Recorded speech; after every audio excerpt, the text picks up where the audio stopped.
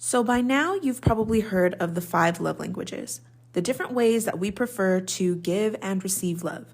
But did you know that there are actually 5 apology languages that will help describe different approaches to making amends?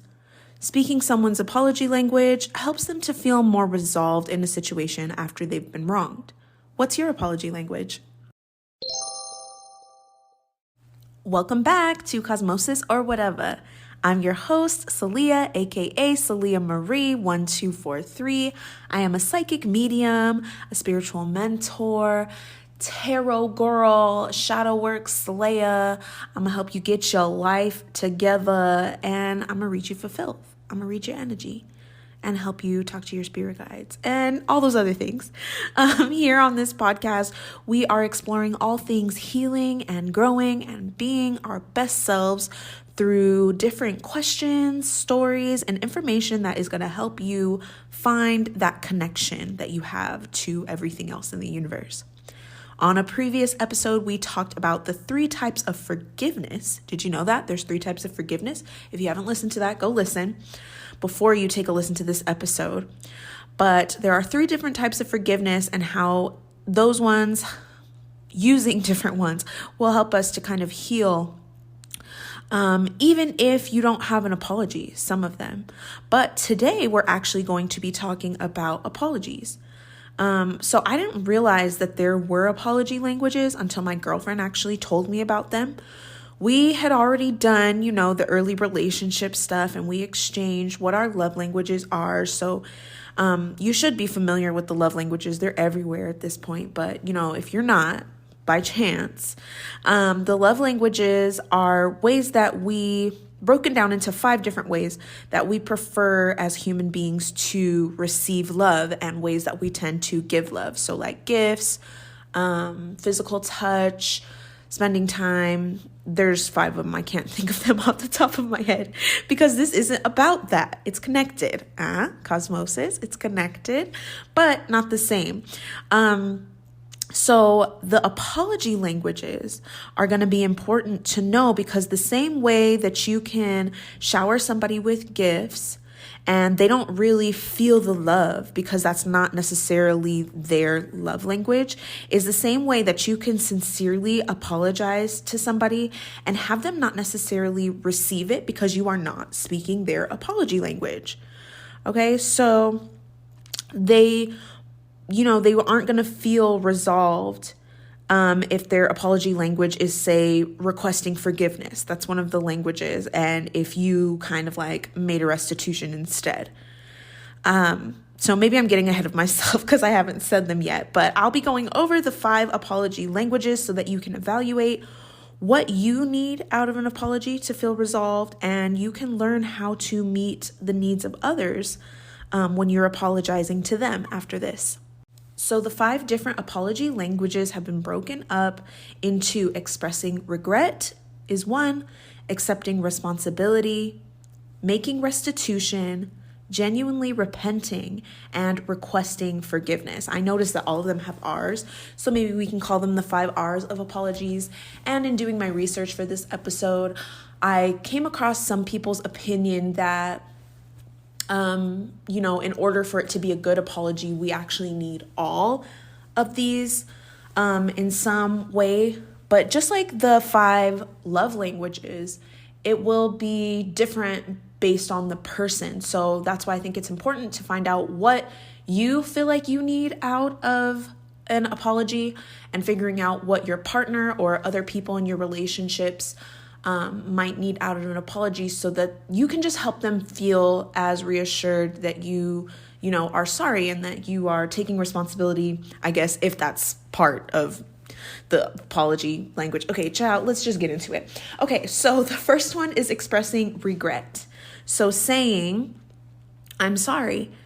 Basically letting the person know that you actually feel bad for the action that has happened. I guess, just to give an example, so if you were late, you're going to say, I'm so sorry, I'm late, I feel really bad. Some people, they need to know that you feel bad, that you're sorry that it happened, right? So expressing it, especially in words.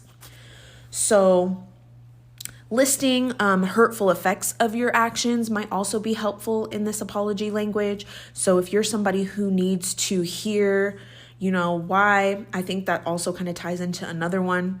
But not only being sorry that you got caught, because that doesn't count, right? If you're just like, oh, sorry, oops, like I was late, or, we'll just use that. I'm always late to things and I feel like I'm always apologizing for it. So we'll use that as an example throughout the different love languages. But, if you're like, oh, well, sorry, but it's only because you snuck in the door and somebody happened to see you, that doesn't count. Expressing genuine regret, and letting the person know that you do actually feel bad for your actions. So this may be your apology language if you want someone to acknowledge that they have hurt you.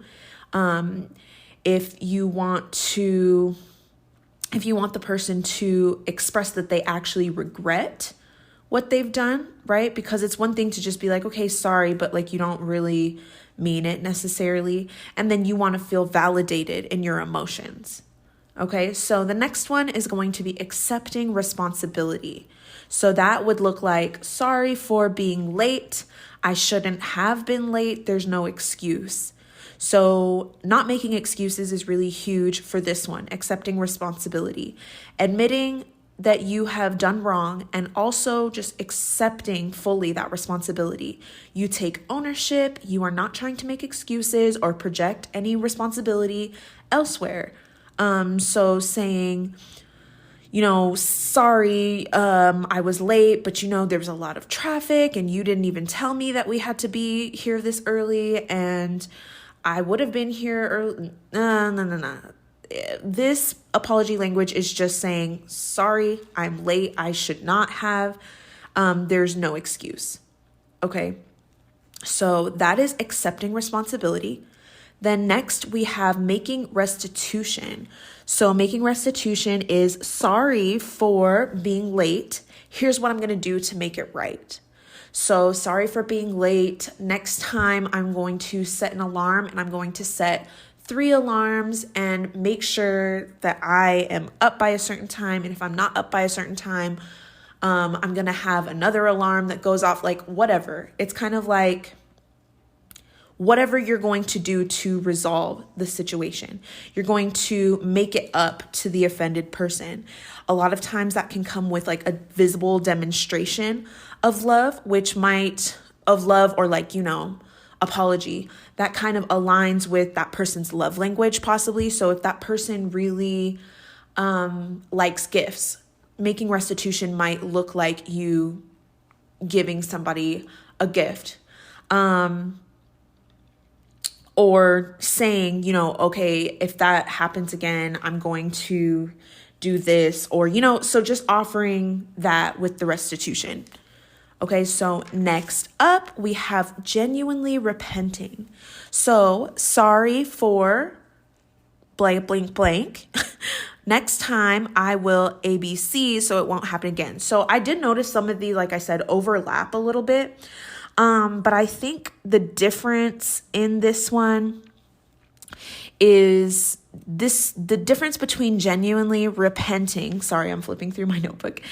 The difference between genuinely repenting and making restitution is making restitution kind of just feels like I'm going to, do something by you. I feel like that is more possibly, I'm going to give you flowers to say sorry, or I'm going to go get you lunch today. And genuinely repenting is more like, I'm sorry for this. Next time I'm going to do this. So maybe I mixed them up with that last one.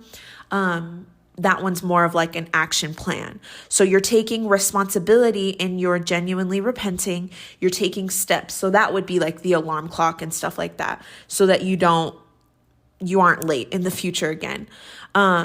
It also comes with verbalizing your desire to change, right?